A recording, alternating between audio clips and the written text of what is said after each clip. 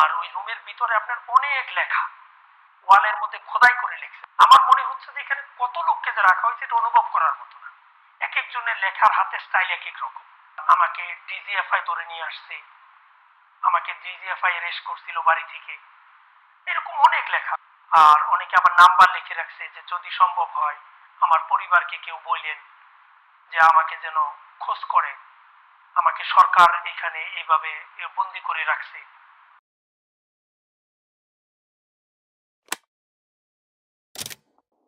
উত্তরে 14 তলা বিল্ডিং, দক্ষিণে ম্যাচ বি, তার মাঝখানে হলো একটা মাঠ, মাঠের মাঝখানে। এর ঠিক পূর্ব পাশে হলো লগরিয়া হেডকোয়ার্টার, স্টেশন হেডকোয়ার্টার এজেন্সির অফিস।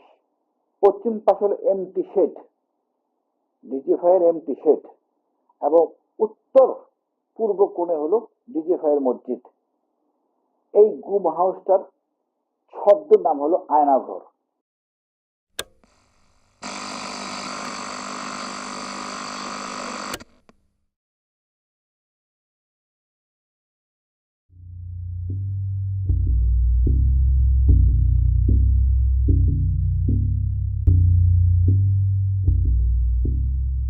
ঢাকায় ডিজিএফআই সদর দপ্তরের ঠিক পেছনে অদ্ভুত এক স্থাপনা। র্যাপিড অ্যাকশন ব্যাটালিয়নের ওপর মার্কিন নিষেধাজ্ঞা আরোপের কয়েকদিন আগেই এই স্থাপনাটি ত্রিপোলের ছাউনি দিয়ে ঢেকে ফেলা হয়। বাংলাদেশে বলপূর্বক অন্তর্ধান বা গুমের শিকার ব্যক্তিদের কোথায় আটক রাখা হয়? এই প্রশ্নের উত্তর খুঁজতে গিয়েই আমরা আয়নাঘর নামক এই গোপন কারাগারটির সন্ধান পাই। নেত্র নিউজের এই অনুসন্ধানটা শুরু হয় যখন মালয়েশিয়া প্রবাসী এক তরুণ আমাদের সাথে যোগাযোগ করেন। 2016 সালের মে মাসে গাজীপুরের কাপাসিয়া থেকে তাকে গুম করা হয়। এই খবরটা তখন স্থানীয় একটা পত্রিকাতেও প্রকাশিত হয় এবং তার ভাই থানায় একটা জিডিও করেন। বেশ কয়েক মাস পরে ভুয়া একটা মামলায় তাকে গ্রেফতার দেখিয়ে কারাগারে পাঠানো হয়। সেখান থেকে ছাড়া পেয়ে তিনি মালয়েশিয়ায় ফিরে যান। আমি শেখ মোহাম্মদ সেলিম, আমার গ্রামের বাড়ি গাজীপুর কাপাসিয়া 6 নং ওয়ার্ড। আমি মালয়েশিয়ান প্রবাসী। আমি 2008 সাল থেকে মালয়েশিয়াতে কর্মরত ছিলাম। 2015 সালের লাস্টে দিয়ে আমি দেশে যাই বিবাহ করার উদ্দেশ্যে। তো 2016 সালে 29শে মে আমি কাপাসিয়া ব্রাক ব্যাংকের পাশে বডি গ্যারেজে আমাদের গাড়ির বডির কাজ চলতেছিল। আমি এটা পর্যবেক্ষণ করতেছিলাম বিকাল আনুমানিক 4টা থেকে 5টার এরকম সময়। তো হঠাৎ করে 4-5 জন লোক, একটা গাড়ি আসলো, 4-5 জন লোক গাড়ি থেকে নামলো। তো ওনাদের হাতে একটা মনিটর ছিল। তো ওনারা আমার থেকে মেবি 10 ফিট ডিস্টেন্স ছিল দূরত্ব। তো অটোমেটিক আমার মোবাইলে একটা কল আসে। আমি মোবাইলটা বের করি, বের করার সাথে সাথে ওনারা আমার সামনে চলে আসে। সামনে আসার পরে আমাকে জিজ্ঞেস করে, আপনি কি শেখ মোহাম্মদ সেলিম? আমি বলি জি। তো 2 জন লোক আমার 2 পাশে আমাকে একরকম ধরার মতোই, বাট ধরে নাই।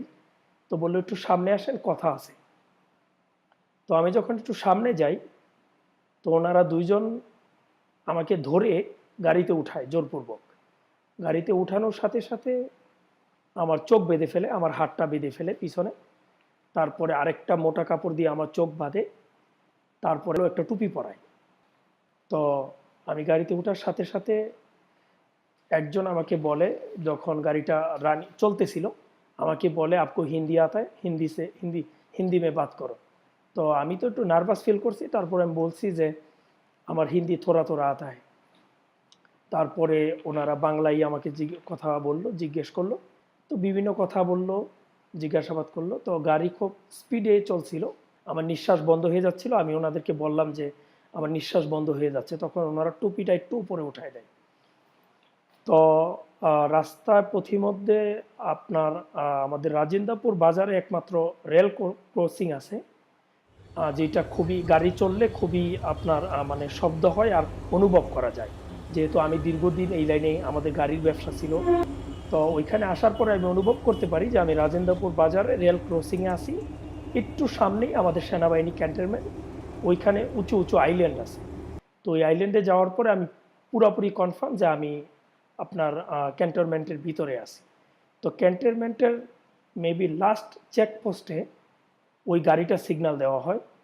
পিছনে গাড়ি ছিল নাকি ওইটা আমি দেখি নাই, পরে শুনতে পারছিলাম। আমি যখন বের হয়েছি তখন অনেকে বলছিল 2টা গাড়ি ছিল, বাট আমি একটা গাড়ি দেখছিলাম। তো যখন ক্যান্টনমেন্টে গাড়িটা ব্রেক করা হয়, তো সম্ভবত সেনা অফিসার কথা বলতে চাচ্ছিল, বাট ওনারা কথা বলতে রাজি না। পিছনের গাড়ির সাথে হয়তো বা ওনারা কথা বলার পরে আবার গাড়ি রানিং হলো, চলতে থাকলো। তো ওইখান থেকে মেবি 5 মিনিট ডিস্টেন্স, এতটুক জায়গা যাওয়ার পরে আমাকে গাড়ি থেকে নামানো হয়। গাড়ি থেকে নামানোর পরে আরেকটা গাড়িতে উঠানো হয়। শেখ মোহাম্মদ সেলিমের জবানবন্দিটা খুবই গুরুত্বপূর্ণ, কারণ এই প্রথমবার গুম থেকে ফিরে আসা একজন সার্ভাইভার প্রকাশ্যে তার অভিজ্ঞতা নিয়ে কথা বলছেন। কারা তাকে ধরে নিয়ে গেল, ঠিক কোথায় রাখলো, এসব প্রশ্নের উত্তর তার জানা ছিল না, কিন্তু অনেক খুঁটিনাটি বিষয় তার মনে ছিল। কাপাসিয়া, রাজেন্দ্রপুর, গাজীপুর, ঢাকা, এই রাস্তাটা তার আগে থেকেই খুব পরিচিত ছিল, কারণ তিনি নিজে এক সময় এই রুটে বাস চালাতেন। কাজেই চোখ বাঁধা থাকলেও তিনি অনুমান করতে পারছিলেন গাড়িতে করে তাকে কোন দিকে নিয়ে যাওয়া হচ্ছে। আমার ক্যালকুলেশন অনুযায়ী, আমার ধারণা অনুযায়ী আমাকে হোটেল রেসিডেন্স তা আর নৌবাহিনীর ক্যাম্প, কর্মীতলা হসপিটাল, এই এরিয়ার মধ্যে আমাকে নিয়ে আসছে। আমাকে মেন রুট থেকে সম্ভবত, মানে আমার ওই গাড়িটা যখন ঘুরানো হয় তখন আমি ফিল করতে পারছি ডানে হতো বা বামে যে কোনো একটা জায়গায় ঢুকিয়ে দিল গাড়িটা। তো আমার মনে হয়েছিল যে নৌবাহিনীর ক্যাম্প প্লাস কর্মীতলা হসপিটাল, যে কোনো আশেপাশে।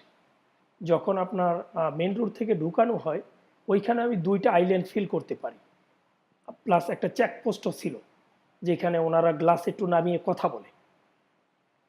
তো গাড়িটা খুবই স্লোলি চলছিল, মোটামুটি আপনার 10-15 মিনিট গাড়িটা চলার পরে, বা আরও কম সময়, বাট আমি একজ্যাক্টলি ইয়েটা বলতে পারবো না। তো গাড়িটা যে কোনো এক জায়গায় ব্রেক করা হয়।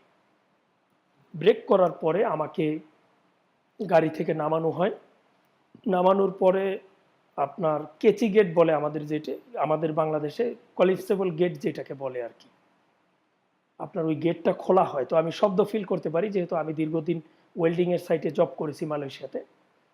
তো ওই দরজাটা খোলা হয়, খোলার পরে সিঁড়ির মতো জায়গা দিয়ে আমাকে একটু নামানো হয়। নামানোর পরে অনেক জায়গা আমাকে ঘুরানো হয়। তো এক জায়গায় নিয়ে আমাকে বসানো হয়। কিছুক্ষণ বসিয়ে রাখার পরে আপনার আমার নাম টাম জিজ্ঞেস করা হয়, আমার প্রেশার মাপা হয়। আমার প্রেশার মাপা আমি তো আর দেখি নাই, বাট ওনারা এখানে আপনার মেডিকেল ইকুইপমেন্ট লাগিয়ে ওনারা চেক করে। সেলিমকে যেখানে নিয়ে যাওয়া হয় সেই জায়গাটার ব্যাপারে বেশ কিছু সূত্র তার এই সাক্ষাৎকারে আছে। রাফ একটা লোকেশন, কলাপসিবল গেট, প্রেশার মাপার বিষয়টা, তাকে সেখানে এনার্জি প্লাস বিস্কুট খেতে দেওয়া হয়েছে, মাম পানির বোতল দেওয়া হয়েছে, যে সেলগুলোতে তাকে রাখা হয়েছে সেগুলোর বর্ণনা, ওইখানে বিকট শব্দে এক্সস্ট ফ্যান চলতো, সাউন্ড বাজানো হতো ইত্যাদি। এক জায়গায় তিনি বলেছেন তিনি ভোরের দিকে একটা বিমানের ওঠানামার কম্পন টের পেতেন, যা থেকে বোঝা যায় যে ওই গোপন বন্দিশালার আশেপাশে একটা এয়ারপোর্ট বা এয়ারফিল্ড ছিল। সবচেয়ে বড় সূত্রটা হলো তাকে যে সেলে রাখা হয়েছিল সেখানেই অন্য বন্দিরা ওয়ালের মধ্যে খোদাই করে ডিজিএফআই এর কথা লিখে রেখেছিলেন।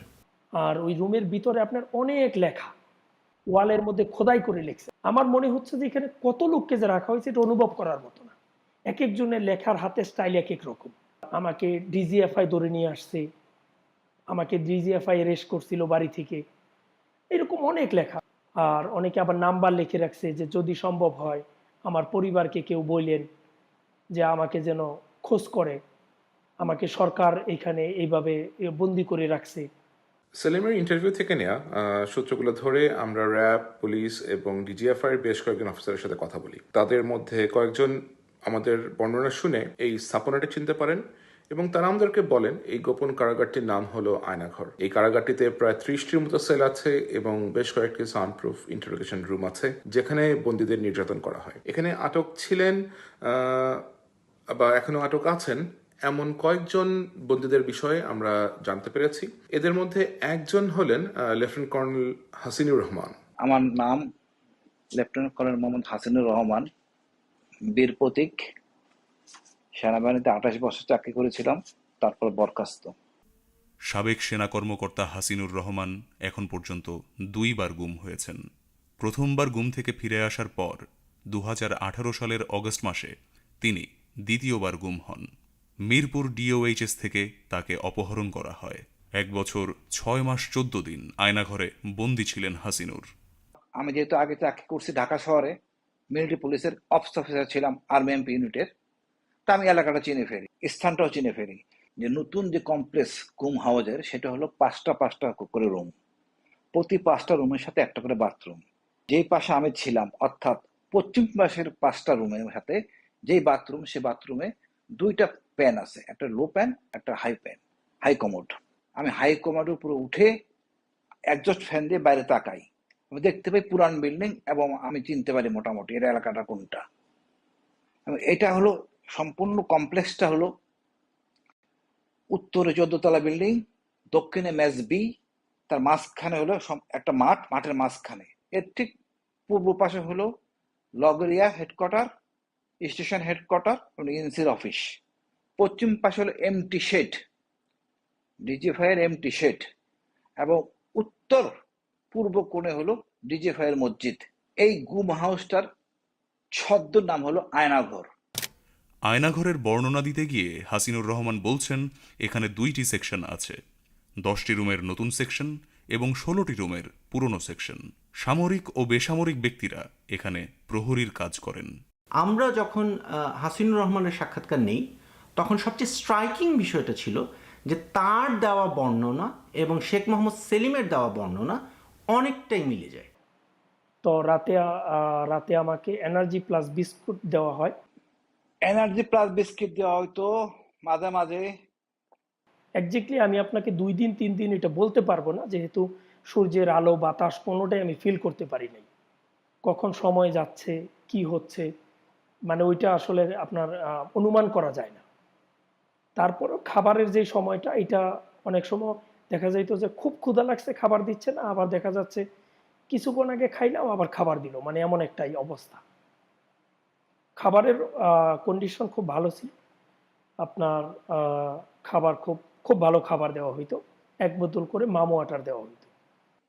নর্মাল আমাদের যে মামের বোতলগুলি আছে, যেগুলি এই বোতলগুলি দিত।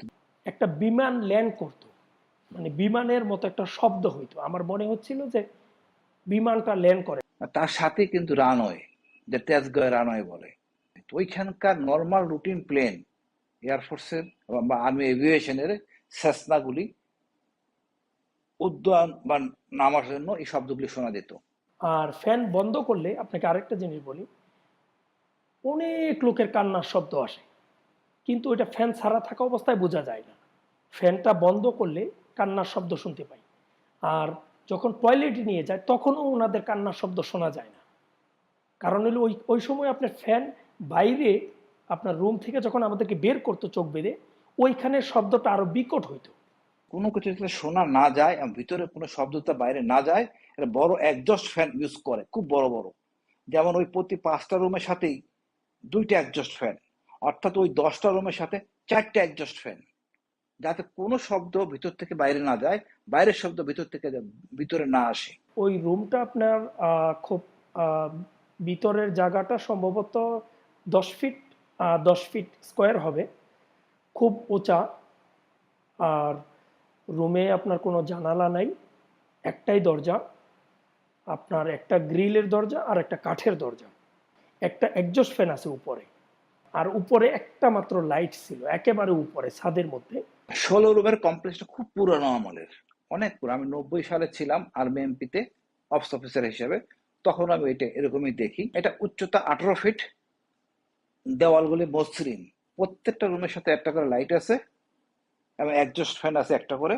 এর পার্থক্য হলো নতুন রুমের সাথে এটার বড় বড় মোটা মোটা শিক, যেটা নতুন রুম করা হয়েছে তার শিকটি একটু তুলনামূলকভাবে চিকন, লোহার দরজা, তারপরে হলো আপনার বড় কাঠের দরজা, কাঠের দরজার মাঝখান দিয়ে আছে আপনার ছিদ্র, যা দিয়ে দেখা যায় ভিতরে কে কি করে বা কি করতেছে ইত্যাদি। বাংলাদেশের সামরিক বাহিনীর সাথে সম্পৃক্ত একজন কর্মকর্তার মাধ্যমে আয়নাঘরের কিছু ছবি আমরা সংগ্রহ করেছি। আমাদের সংবাদ সূত্রের গোপনীয়তা ও নিরাপত্তার জন্য এই ছবিগুলো কখন কিভাবে তোলা হয়েছে তা আমরা প্রকাশ করছি না। আয়নাঘরের বন্দীদের এই রুমগুলোতেই রাখা হয়। নর্থ সাউথ বিশ্ববিদ্যালয়ের শিক্ষক মুবাশ্বের হাসান সিজার গত 7 নভেম্বর ক্লাস শেষে বসুন্ধরার ক্যাম্পাস থেকে বেরিয়ে আগারগাঁওয়ের আইডিবি ভবনে যান তিনি। সেখান থেকে বের হবার পর নিখোঁজ হন মুবাশ্বের। সামরিক সূত্রের মাধ্যমে আয়নাঘরের বন্দীদের যে তালিকা আমরা পেয়েছি, সেখানে নর্থ সাউথ বিশ্ববিদ্যালয়ের শিক্ষক মুবাশ্বের হাসানের নাম আছে। তিনি গুম হওয়ার কিছুদিন পর ভারতের দ্য ওয়ার একটি আর্টিকেল প্রকাশ করেছিল, যেখানে বলা হয়েছিল যে ডিজিএফআই তাকে ধরে নিয়ে গেছে। এছাড়াও সাবেক অ্যাম্বাসেডর মারুফ জামান এবং ব্যবসায়ী অনিরুদ্ধ রায়কেও এখানে বন্দী করে রাখা হয়েছিল। আয়নাঘরের বর্তমান বন্দীদের মধ্যে আছেন জামায়াত নেতা মীর কাসেম আলীর ছেলে মীর আহমেদ বিন কাসেম এবং গোলাম আজমের ছেলে আবদুল্লাহিল আমান আজমি। এই দুজনকে নিজের চোখে আয়নাঘরে দেখেছেন এমন কর্মকর্তাদের সাথে আমাদের কথা হয়েছে। Soon after the Holy militant incident, 3 men were picked up in a short period of time in August 2016. The first one was the son of Salahuddin Qaeda Chowdhury. Then there was the son of Amir Qasim Ali. Both of those men had been convicted, or about to be convicted in the International Crimes Tribunal. And the third one was Brigadier General Azmi, who was a son of Ghulam Azam, who'd also been convicted at the International Crimes Tribunal, but hadn't been executed. And in all 3 incidents, there was clear eyewitness testimony to clearly substantiate that they were picked up by law enforcement agencies.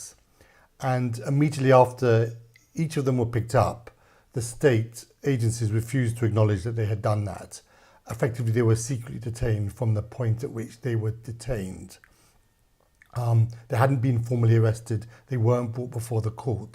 A few months after the 3 men were picked up and their whereabouts remained unknown and they're assumed to have been secretly detained, I managed to speak to a close associate of the Prime Minister, an individual who was in a position to have conversations with the Prime Minister and know about some of these kinds of secret dealings that took place. And he confirmed to me that these 3 men had been picked up by DGFI, a military intelligence agency, and were in secret detention, although he was unclear of exactly the whereabouts of these men right now. But he understood that at some point in time, they had been taken to the military interrogation unit, or he wasn't entirely sure of the exact name, but that's what he said. And they were definitely picked up at the behest of DGFI, having persuaded Sheikh Hasina what he called a cock and bull story, a concocted story, that somehow that these men were involved in militant activities and that they needed to be taken out effectively. সাধারণত এই 10 রুমের জন্য 2 জন লোক duty করে, আর 16 রুমের জন্য 2 জন duty করে। এই ডিউটির কাজ হলো 3 বেলা রুটিন ওয়াইজ বাথরুমে নেওয়া হয়। সকালে সাধারণত ডিউটি শুরু হয়, সকালের ডিউটিটা 4টা থেকে শুরু হয়, 8টা পর্যন্ত 4 ঘন্টা করে ডিউটি করে প্রহরীগুলি। একদিন সকালে, যেহেতু আমি মোটামুটি 10 জনের মধ্যে মোটামুটি একটু সম্মানী লোক, আমাকে ওই বাথরুমে নেবে, তা আমাকে নেওয়ার জন্য নিয়ে গেলেই ইতিমধ্যে বাথরুমের ভিতরে ছিল আরেকজন। তার দরজাটা খোলা হয়, আমি তখন দাঁড়ায় আছি, দাঁড়ায় দেখতেছি দরজাটা খোলা হচ্ছে, এবং ব্রিগেডিয়ার আজমিকে আমি দেখে ফেলি হাই কমান্ডের ওখানে। তখনও তার চোখ বাঁধা হয় নাই, মুখটা খোলা। তখন আমাকে সরে নেওয়া হয়। তা আমার বুঝতে আর বাকি থাকে না যে এখানে ব্রিগেডিয়ার আজমি থাকে। পরবর্তীতে আমি ওখানকার একটা ছেলের সাহায্য নিয়ে সমুদয় ব্যাপারটা বিস্তারিত জানি যে ব্রিগেডিয়ার আজমি ওখানে আছেন। আয়নাঘরে বন্দী ছিলেন এমন আরও 2 জনকে আমরা শনাক্ত করতে পেরেছি। এদের মধ্যে একজন হলেন বাড্ডা লিটন, যার সাথে সেলিমকে একই ঘরে রাখা হয়েছিল। দ্বিতীয়জন হলেন ইংলিশ মিডিয়াম স্কুলের একজন টিচার, যিনি সেলিমের পাশের ঘরে ছিলেন। তৃতীয় আরেকজন হলেন বংশালের যুবদল নেতা সোহেল, যার সাথে সেলিমের কথা হয়েছিল, কিন্তু তাকে আমরা পুরোপুরি শনাক্ত করতে পারিনি।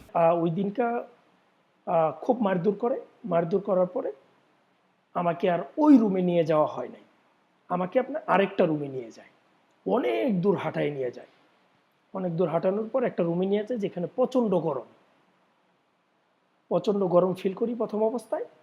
তো ওই রুমে যাওয়ার পরে আমি একজন ব্যক্তিকে দেখতে পাই।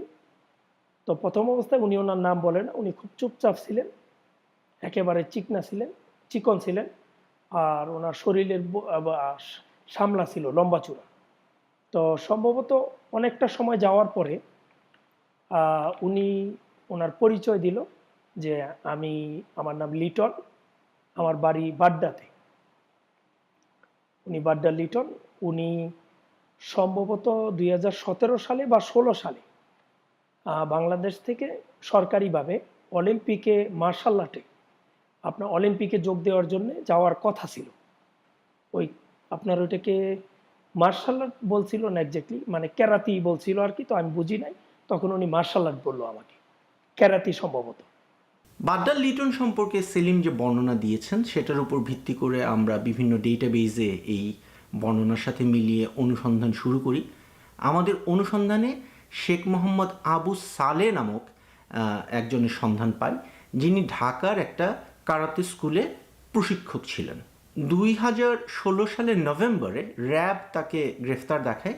সে সময় অভিযোগ আনা হয় যে এই আবু সালে ওরফে লিটন ওরফে হুরাইরা একজন জিহাদি সন্ত্রাসী এবং তিনি আইসিসের কারাতে প্রশিক্ষক হিসাবে কাজ করতেন। আমরা তার ছবি সেলিমকে দেখাই এবং তিনি আমাদেরকে নিশ্চিত করেন যে এই শেখ মোহাম্মদ আবু সালেই সেই বাড্ডা লিটন যার সাথে তার আয়নাঘরে দেখা হয়েছিল। এখানে ঘটনার টাইমলাইনটা খুবই ইন্টারেস্টিং। জুন মাসের দিকে যে লোক ডিজিএফআই এর হেফাজতে ছিল, নভেম্বর মাসে তাকে র্যাবের হাতে গ্রেফতার দেখানো হয়েছে এবং সেটাকে আবার সন্ত্রাসবাদ বিরোধী অভিযানের একটা সাফল্য হিসাবে প্রচার করা হয়েছে। তো ওই বাড্ডা লিটনের সাথে মোটামুটি একটু সময় যাওয়ার পরে উনি আমার বিষয়ে জিজ্ঞাসাবাদ করলো, আমি বললাম। তো উনিও ওনার পরিবারের কথা বললো যে ওনার 2টা বাচ্চা আছে। উনিও মাঝে মাঝে খুব কান্নাকাটি করতো। তো আমি রাত্রে একদিন স্বপ্নে দেখলাম যে আমাকে পুলিশ তাড়া করছে, আমি আমার বাড়ির পিছন দিয়ে ওয়াল টপকিয়ে বের হয়ে গেছি। তো আমি এটা ওনাকে বলি। উনি আবার ওই যে আমার বাম পাশে যে ব্যক্তি ছিল ওনার সাথে ওই ফ্যান বন্ধ করার অবস্থায় কথা বললো। ওনার সাথে বলল যে সেলিম একটা স্বপ্ন দেখলো, তো উনি বলল যে এটা তো খুব ভালো সংবাদ, উনি খুব দ্রুতই মনে হয় মুক্তি পাবে।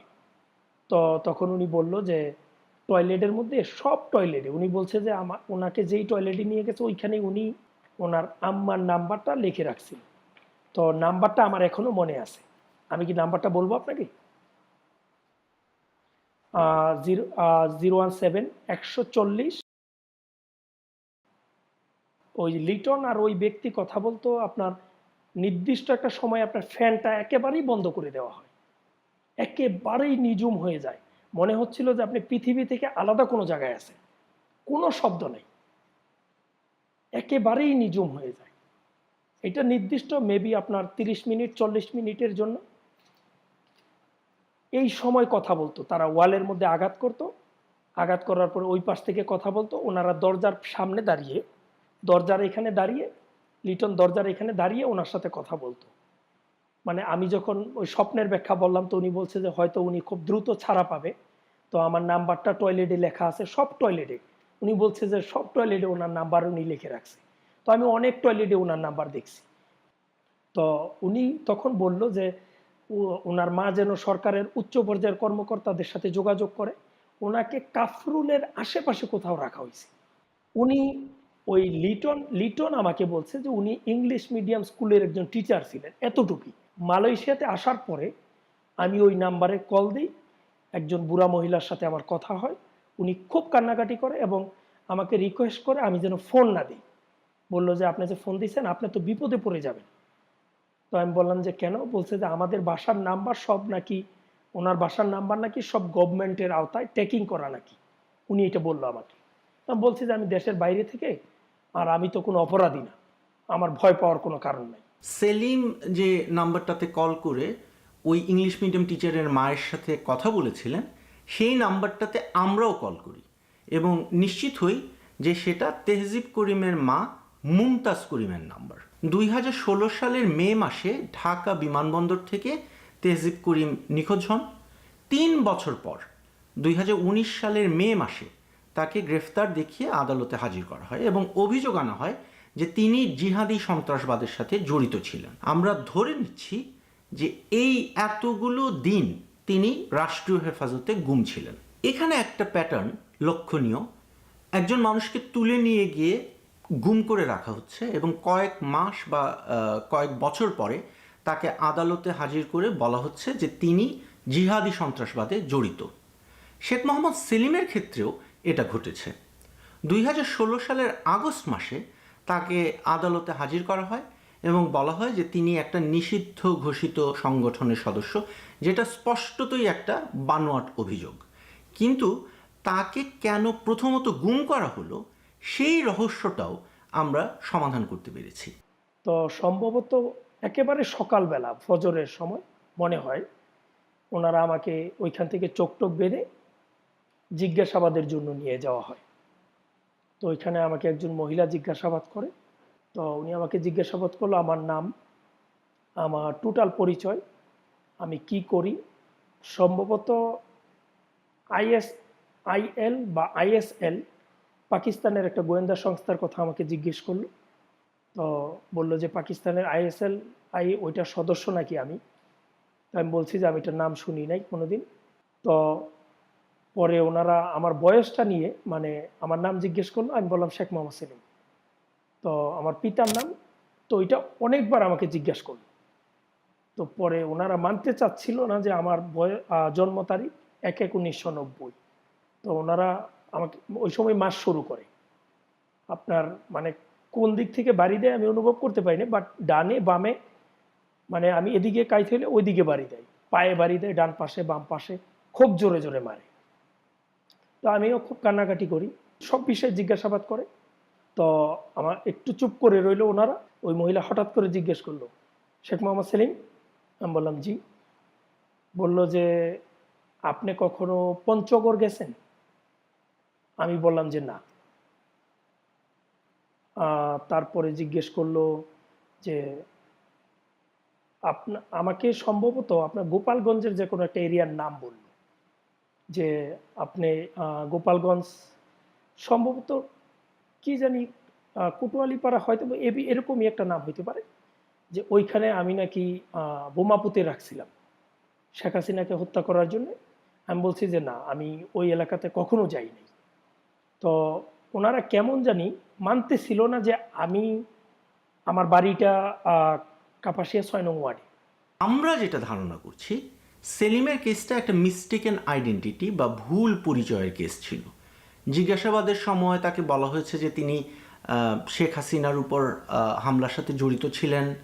শেখ মোহাম্মদ সেলিম তার আসল নাম নয়, তার বয়স আসলে অনেক বেশি ইত্যাদি। এই বক্তব্যগুলোর বিপরীতে অনুসন্ধান চালিয়ে আমরা আরেকজন মানুষের সন্ধান পাই যার নাম মোহাম্মদ ইকবাল হোসেন। 2021 সালের ফেব্রুয়ারিতে এই ইকবাল হোসেন গ্রেফতার হন বা তাকে গ্রেফতার দেখানো হয়। সে সময় র্যাব এবং বিভিন্ন গোয়েন্দা সংস্থা বরাত দিয়ে পত্রপত্রিকার যে রিপোর্টিংয়ে বলা হয় ইকবাল হোসেন হরকাতুল জিহাদের সদস্য এবং তিনি 21শে আগস্টের গ্রেনেড হামলার সাথে জড়িত ছিলেন। ইকবাল একসময় মালয়েশিয়ায় ছিলেন এবং সেখানকার ভুয়া কাগজপত্রে তার নাম ছিল সেলিম। আমরা আরও যেটা দেখি, তাকে ধরার জন্য গাজীপুর ও সাভারে অভিযান চালানো হয়েছে বেশ কয়েকবার। সুতরাং আমাদের মূল্যায়ন হলো ইকবাল হোসেনকে আটক করতে গিয়েই শেখ মোহাম্মদ সেলিমকে আটক করে ডিজিএফআই। পরবর্তীতে তারা তাদের ভুলটা বুঝতে পারে এবং সেলিমকে ডিবি পুলিশ বা সিটিটিসির হেফাজতে পাঠিয়ে দেয়। শেখ মোহাম্মদ সেলিমের নারকীয় অভিজ্ঞতার এখানেই শেষ নয়। সিটিটিসির হেফাজতে হস্তান্তর করার পরে তাকে ঢাকার মিন্টো রোডের ডিবি কার্যালয়ে নিয়ে যাওয়া হয়। সেখানে তার অভিজ্ঞতার বর্ণনা থাকছে এই প্রতিবেদনের দ্বিতীয় পর্বে। পর্বটি দেখতে চোখ রাখুন নেত্র নিউজের ইউটিউব চ্যানেলে। নেত্র নিউজের এই অনুসন্ধানে প্রাপ্ত তথ্যগুলো নিয়ে আমরা কথা বলেছি হিউম্যান রাইটস ওয়াচের সাউথ এশিয়া ডিরেক্টর মীনাক্ষী গাঙ্গুলির সাথে। In our work on enforced disappearances, obviously we've known that there are these secret sites. It is still devastating to know that it exists with the full knowledge of the military, in the military compound. And we hope that very quickly now, there is an investigation, not only on this site, but on others. The people that are being held here, and so many have been held here for years, their families are still waiting for them to come home, should be immediately released. And then there should be a proper investigation into who's responsible. বাংলাদেশের সামরিক বাহিনীর সাথে সম্পৃক্ত একজন কর্মকর্তা আমাদের নিশ্চিত করেছেন যে আয়নাঘর নামক গোপন কারাগারটির পরিচালনার দায়িত্বে আছে ডিজিএফআই এর counter terrorism intelligence bureau CTIB. 2016 সাল থেকে এখন পর্যন্ত বাংলাদেশ সেনাবাহিনীর ব্রিগেডিয়ার জেনারেল র্যাঙ্কের 4 জন কর্মকর্তা সিটিআইবির পরিচালক পদে ছিলেন। এই সময়কালে ডিজিএফআই এর মহাপরিচালক পদে দায়িত্বে ছিলেন মেজর জেনারেল র্যাঙ্কের 4 জন কর্মকর্তা। নেত্র নিউজের পক্ষ থেকে এই অনুসন্ধানের বিষয়ে ডিজিএফআই এর বক্তব্য চেয়ে সংস্থাটির মুখপাত্রের সাথে যোগাযোগ করা হলেও তিনি কোনো বক্তব্য দেননি। ভাই ভালো আছেন? ভাই আপনার কাছে তো আসলে কোনো কিছু দাবি করি না, শুধু একটাই চাওয়া, একটাই দাবি, যে আমাদের এই নিউজটা যেন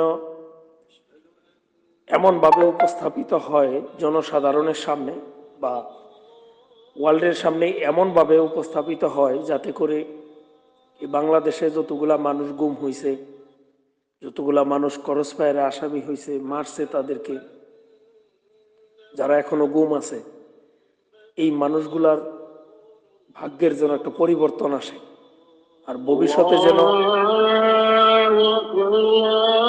এমন বিপদে বা এমন নির্যাতন নিপীড়নের শিকার যেন বাংলাদেশের কোনো মানুষ না হয়।